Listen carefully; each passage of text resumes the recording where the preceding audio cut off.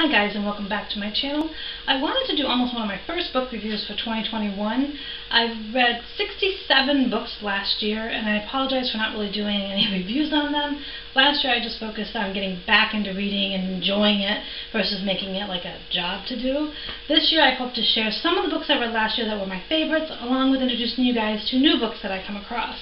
And by new, I don't necessarily mean new, I mean books that have been on my reading shelf here, my TBR, for the past while here. And the first one I want to start out with is one I got this past Christmas for my child. She got me Nicholas Sparks' Every Breath. Now this, I gotta look it up real quick, I think it came out in I knew this before I went to this video.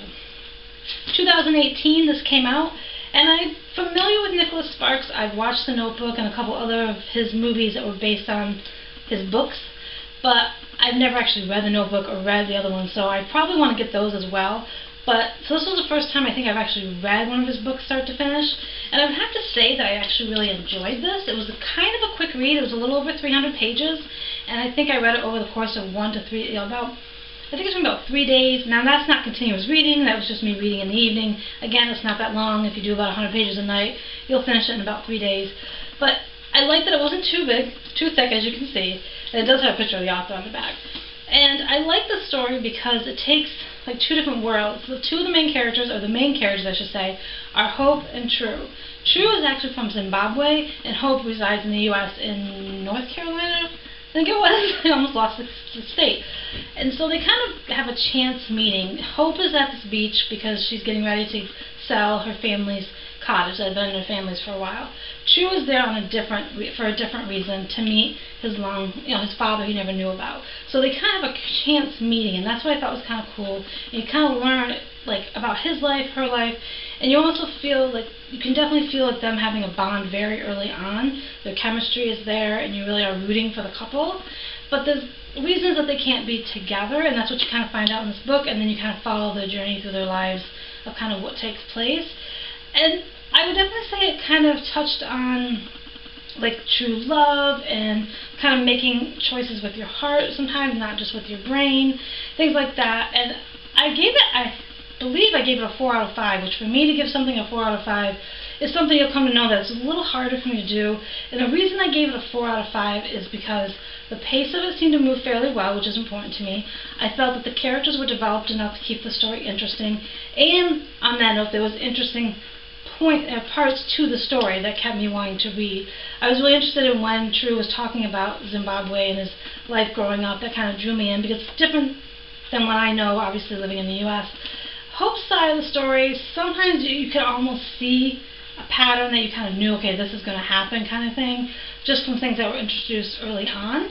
So I would definitely say that I was really, as bad as it sounds, rooting for True kind of more than I was Hope.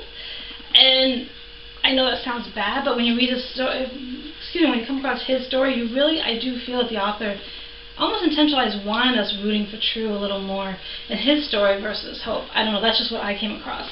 But overall, I did, like I said, like this book. I gave it a 4 out of 5. It's my first read of 2021. I have a goal to read 52 books this year.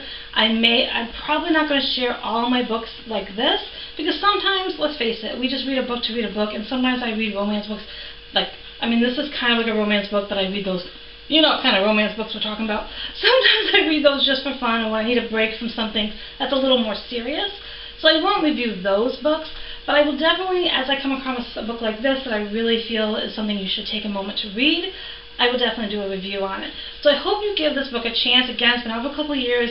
I'd love for you to hit that like button if you've actually read other books by him, and comment down below if you have any suggested readings I should do by him as well. I do, on my TBR, have another one of his books called Dear John. I know they made this into a movie as well. I've been putting off watching the movie because I knew I had the book. So if you've read this one by him, let me know down below what you thought of it. And again, as you can see, my bookshelf is not that big. So I have 3 shelves of books on here, and my goal, and I think it ends up being over 40 books, or around 30 to 40 books. My goal is to get through these, and the interesting part is these first few books are actually ones that my child has gotten me over the years, so my goal is to finish them. So as you can see, I don't know how well you can see, but I have the Girl with the Dragon Tattoo series that I've been kind of putting off, so if any thoughts on that series, please comment down below. I'm having a hard time getting into it. Excuse me. But I told my daughter whatever books she gives me, I would definitely try to read. So I'll be sharing definitely some of these when I do read them. So when I get to most of the books that are on my bookshelf, you'll probably see me share those with you more than the ones I read on my Kindle. Because last year I read a lot of books on my Kindle, and very few real, I call them real books, physical books. And I kind of miss doing it this way a little bit, especially for book reviews. But I really enjoyed this, and there was even a quote I took from it. I wish I could figure out where it was off the top of my head. But what I like about when you read a book and there's a quote in it, I actually screenshot a quote because I thought it meant something to me, like it was about a leaf and the journey and all that. And that's always a good sign of a book. If there's a part in a book that makes me want to screenshot a paragraph out of it or a quote that they say, that's a sign of a good book too, because that's something that, wow, this is going to stick with me and I kind of want to remember this part later. So don't hesitate to pick this book up. Again, it's a couple years old, so you may have to go to a thrift store or look online for it or check like Amazon and all that. My daughter got it at an Ollie's discount store, so that's where she found it. But yeah, I definitely enjoyed it. I really was rooting for the characters. Again, I rooted for True more, so I would love to see if you read this book, were you rooting for him more than you were Hope? And it's just one of those journeys about love and learning about yourself. And the end, I'm not going to give the ending away, but I'll definitely say it kind of was one of those endings where you're like, oh, kind of thing. So definitely give this a read, and when you do read it, don't hesitate to come back and comment down below as well if you have read it and what your thoughts are and if you agree with me on the storyline.